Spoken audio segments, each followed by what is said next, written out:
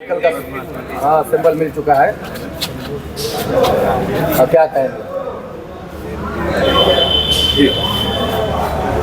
आधिकारिक रूप से चुनाव का सिंबल मिलने पर मैं सबसे पहले अपने राष्ट्रीय अध्यक्ष जी को धन्यवाद दूंगा, जिन्होंने सिंबल ही नहीं दिया, मुझे भरोसा दिया है।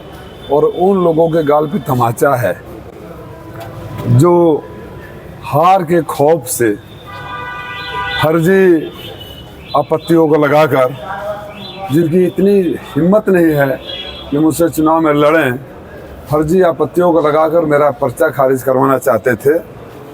उनकी तमाम त्रुटियां मेरे पास किसी ने व्हाट्सएप पर भेजा था, अगर कहिए तो मैं दिखा दूं।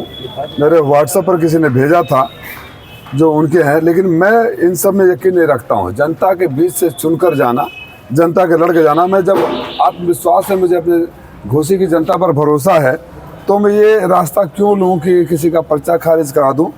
लगातार लखनऊ से लेकर दिल्ली से दबाव बनाए रहे, लेकिन मैं रिटर्निंग ऑफिसर का भी धन्यवाद करता हूँ कि उन्होंने बिना किसी दबाव में आके आए निष्पक्ष निर्णय दिया है।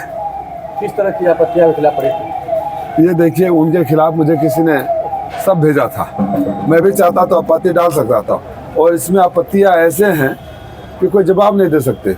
मसलन 2022 के विधानसभा चुनाव में उनकी इनकम 19-20 में 4.5 लाख थी, लेकिन 2024 में आते आते सेम 19-20 में 6.5 लाख हो गई। बैक डेटेड कैसे बढ़ा सकते हैं? तमाम है, ऐसे तमाम है। लेकिन मैं सोचा कि फिर तो हल्कापन हो जाएगा। अरे चुनाव के मैदान में आए, लड़े, जनता के बीच में जाए, जनता का विश्वास जीते। तो जो लोग फर्जी आपत्तियों के सहारे और सत्ता का दुरुपयोग करके खारिज कराना चाहते थे, उन्होंने साबित कर दिया कि वो डरे हुए हैं, खौफजदा हैं, कायर हैं, लड़ने में यकीन नहीं रखते। प्रत्याशी महोदय, अगर सिंबल के क्रमवार की बात करें तो नंबर 1 पर बसपा है, नंबर 2 पर सपा और तीसरे पर छड़ी, क्या रहेगा पोजीशन तीसरे पर छड़ी? देखिए, वो टेक्निकली किस तरह से वो लोग अलॉट करते हैं, मुझे लगता है कि पिछले लोकसभा में जो सांसद रहे हैं यहाँ से संख्या, उसके आधार पर उन्होंने किया है, उससे कोई फर्क नहीं पड़ता। जनता के दिलों में जो 10 साल से जगह बनाया है, वही जनता के दिलों में नंबर 1 पर रहेगा, वही ईवीएम में नंबर 1 पर रहेगा, वही टोटल वोटों में नंबर 1 पर रहेगा। रोकने की कोशिश की गई थी।